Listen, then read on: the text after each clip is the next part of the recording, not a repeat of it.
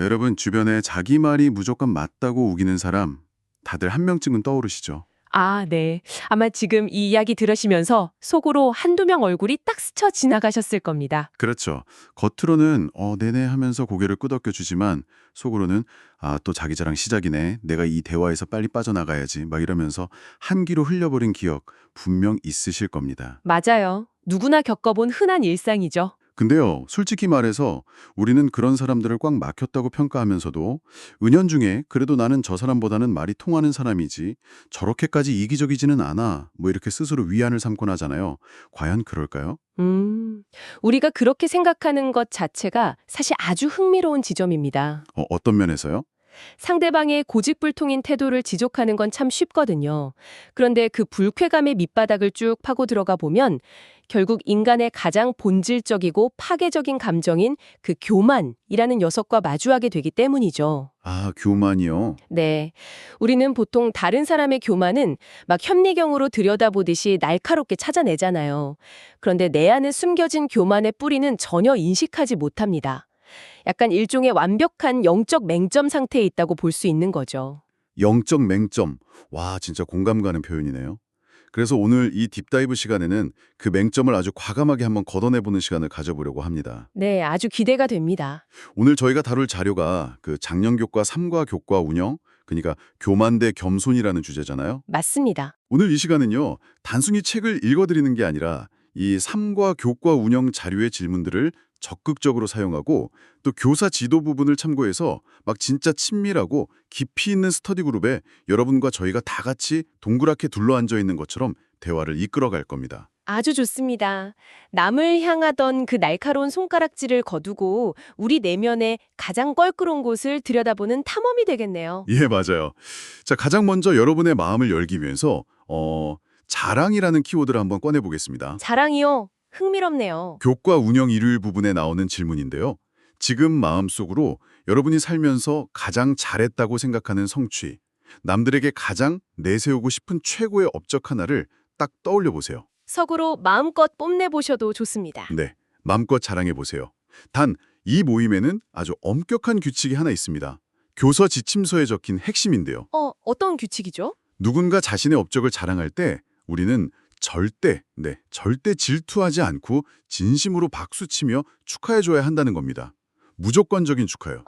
이 규칙이 사실 아주 절묘한 심리적 장치거든요. 그렇죠. 왜 굳이 진심 어린 축하를 전제로 자랑을 꺼내게 했을까요? 이걸 심리적 그리고 영적 맥락에서 분석해보면 아주 놀라운 통찰이 숨어 있습니다. 우리는 평소에 누군가에게 내 성취를 말할 때 상대방이 나를 좀 건방지다고 생각할까봐 무의식적으로 방어 기제를 작동시키잖아요. 뭔지 알 것 같아요. 그 이른바 겸손을 가장한 자랑 같은 거요. 네네, 정확합니다. 막 이번 프로젝트는 제가 한 게 없어요. 운이 좋았고 다 팀원들 덕분이죠. 이렇게 말하면서도 속으로는 상대방이 에이, 과장님 능력이 뛰어나서 그렇죠. 이렇게 알아주길 바라는 그 묘한 심리 있잖아요. 솔직히 저도 자주 그러거든요. 하하, 맞아요.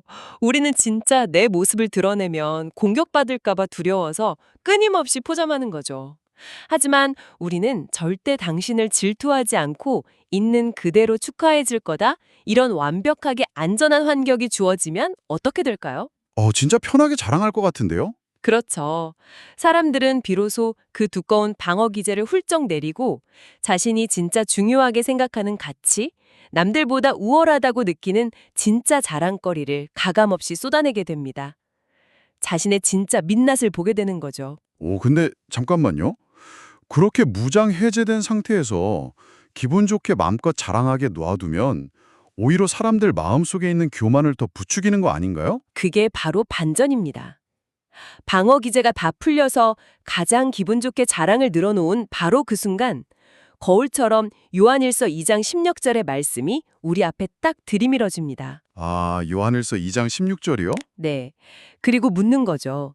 네가 방금 그토록 신나게 열변을 토하며 자랑했던 그 업적들이 과연 육신의 정욕, 안목의 정욕, 이생의 자랑 중 어디에 속하는 것 같니? 라고요. 와, 이거 진짜 방금 전까지 다 같이 박수치고 훈훈한 분위기였는데 갑자기 찬물이 확 끼얹어지는 느낌이네요. 네, 그 간격을 노린 겁니다. 내가 평생을 바쳐서 이룩했다고 믿었던 그 자랑거리들이 사실은 성경에 말하는 썩어 없어질 세상의 것들, 그러니까 이 생의 자랑에 불과했다는 걸 스스로 깨닫게 만드는 거군요.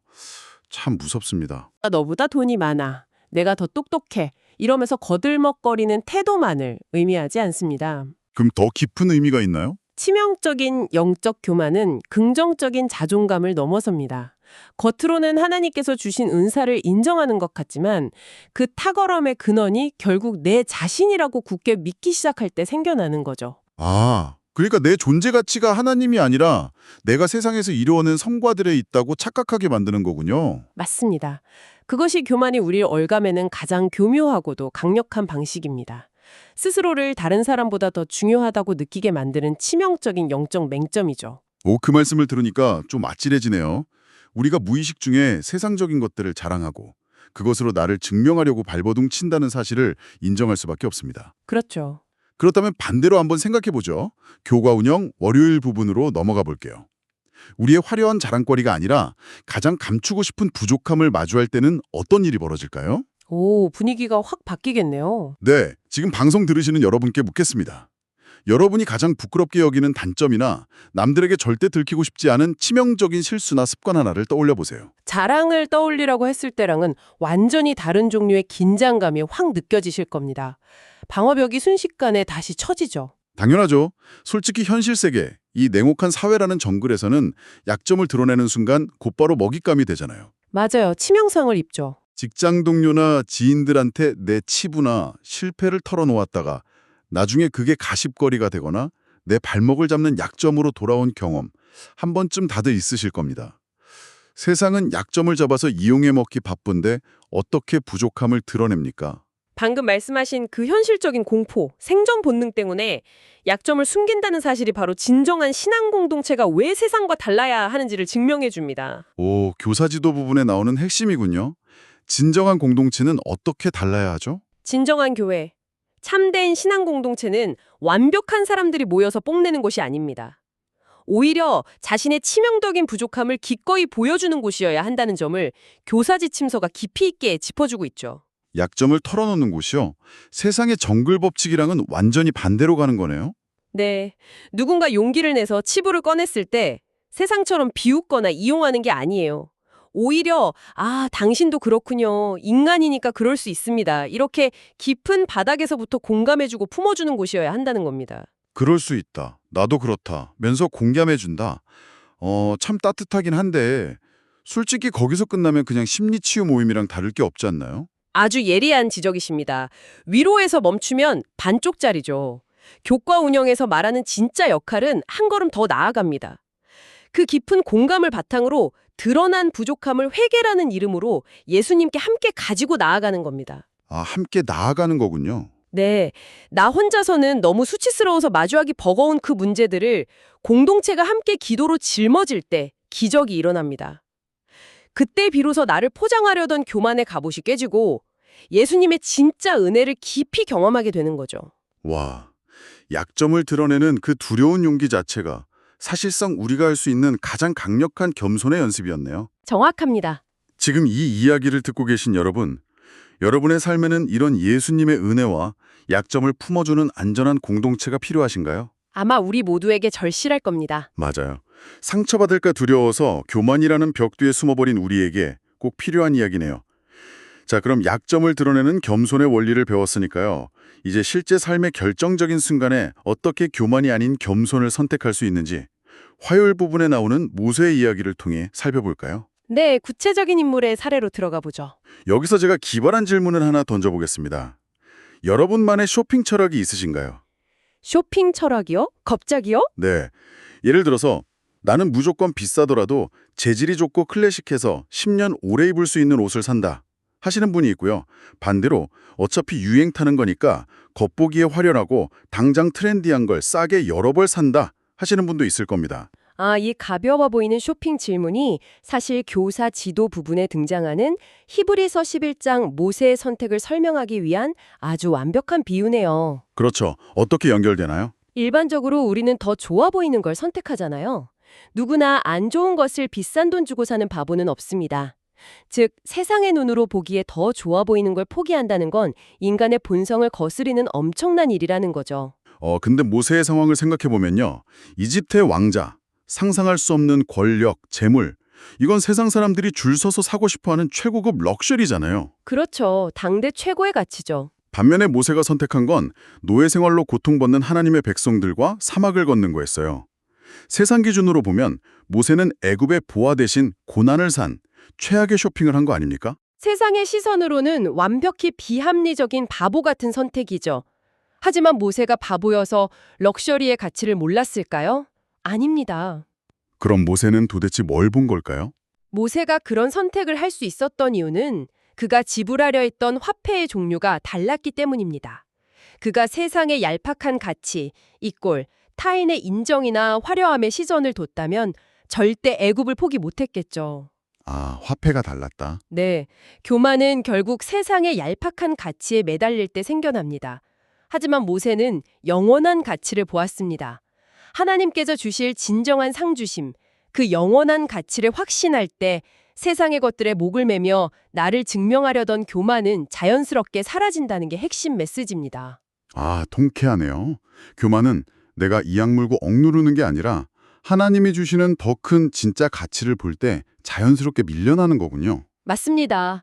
진정한 가치를 볼 때 교만이 자리 잡을 공간이 없어지는 거죠. 자, 그럼 수요일 부분으로 넘어가 볼게요.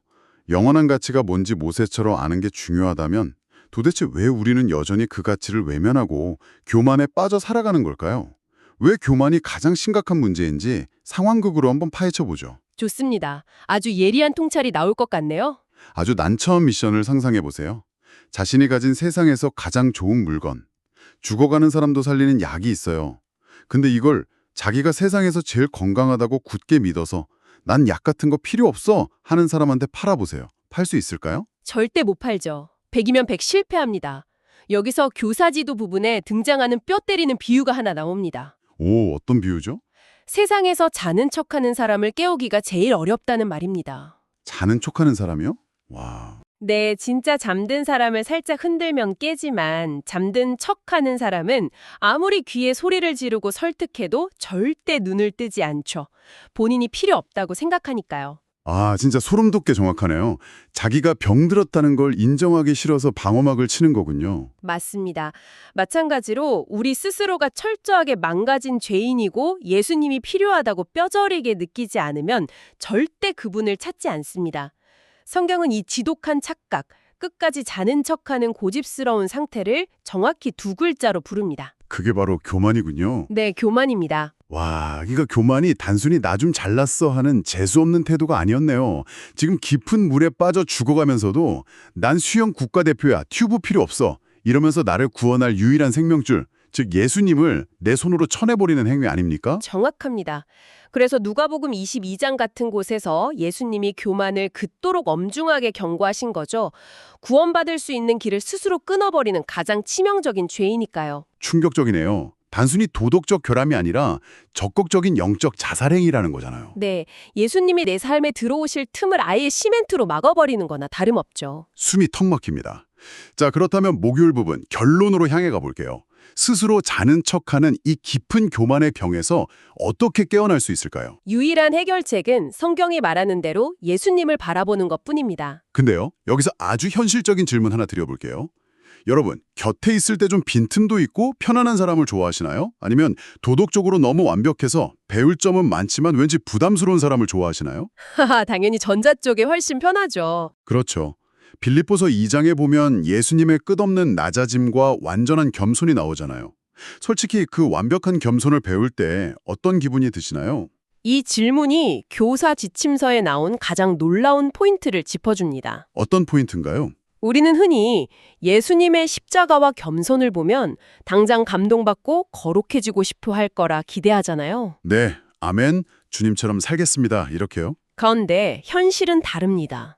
타락한 본성을 가진 인간이 완벽한 겸손을 마주할 때 오히려 마음 한구석에서 거대한 불편함과 부담감을 느낍니다. 아, 불편함이요? 네, 나는 저렇게 못해. 누가 내 뺨을 치는데 어떻게 반대쪽을 대? 하면서 오히려 뒤로 물러나고 밀어내려는 저항감이 불쑥 들 수 있다는 거죠. 진짜 맞아요. 너무 완벽하니까 숨이 막혀서 회피하고 싶은 마음이 들거든요. 그렇다면 그 불편한 마음은 나는 틀렸어. 포기해야 한다는 신호인가요? 아닙니다. 절대 포기하라는 신호가 아닙니다. 그럼요. 오히려 그 거부감과 불편함이야말로 내 안에 또리를 틀고 있는 교만의 실체를 두 눈으로 확인하는 축복된 순간입니다. 불편함 자체가 센서가 켜졌다는 증거군요. 그렇습니다. 영원히 자는 척 할 줄 알았던 사람이 눈부신 빛 앞에서 마침내 눈꺼풀을 떠는 순간이죠. 교과 운영 자료는 말합니다. 바로 그 순간 내 안에는 주님처럼 낮아질 능력이 단 1g도 없음을 인정하고 이 교만에서 벗어나게 해달라고 처절하게 기도하는 것. 와, 그것이 진정한 겸손의 시작이라고 말합니다. 겸손한 척 연기하는 게 아니라 나의 완벽한 무능력을 고백하는 빈손에서 겸손이 출발하는 거죠. 머리를 한 대 세게 맞은 기분입니다. 결국 겸손은 내 능력이 아니라 무능력을 인정하는 거였네요. 오늘 우리가 나눈 딥다이브, 진짜 가벼운 지식 전달이 아니었습니다. 네, 오늘 우리 모두 아프지만 반드시 거쳐야 할 영적 수술대 위에 누웠던 셈입니다. 맞아요. 무의식적인 자랑이 이생의 자랑에 불과하다는 걸 분석했고 약점을 안아주고 회개로 이끄는 공동체의 파괴력을 재발견했습니다. 또 모든 럭셔리를 던져버린 모세의 위대한 쇼핑 철학을 통해 진정한 가치를 배웠죠. 그리고 자는 척하는 사람 비유를 통해 교만이 얼마나 치명적인 죄인지 공감했고 십자가 앞에서 느끼는 나의 한계를 고백하는 것이 진짜 겸손의 시작임을 확인했습니다. 네, 자 이제 이 깊은 탐구를 마무리하면서 여러분께 여운을 남기는 도발적인 질문을 하나 던지고 싶습니다. 어떤 질문이죠? 오늘 여러분은 무엇을 보며 살아가고 있습니까? 세상의 가치인가요? 아니면 하나님이 보여주시는 영원한 가치인가요? 묵직하네요. 오늘 하루 누군가의 조언이나 어떤 상황 앞에서 유독 마음이 불편해지고 방어적으로 변하는 순간이 온다면 한 번쯤 멈춰서 생각해 보시길 바랍니다. 혹시 그 불편함이야말로 가장 완벽한 사랑이자 겸손이신 분이 자는 척하고 있는 당신을 부드럽게 흔들어 깨우고 계신다는 증거는 아닐까요? 아주 깊은 울림을 주는 질문입니다. 오늘 하루 이 질문이 여러분의 일상 속에서 계속 맴돌기를 바랍니다. 오늘 저희가 준비한 딥다이브는 여기까지입니다. 스스로를 깊이 탐구하는 치열하고 은혜로운 하루 되시길 바라며 다음 시간에 다시 찾아오겠습니다. 함께해 주셔서 감사합니다. 감사합니다.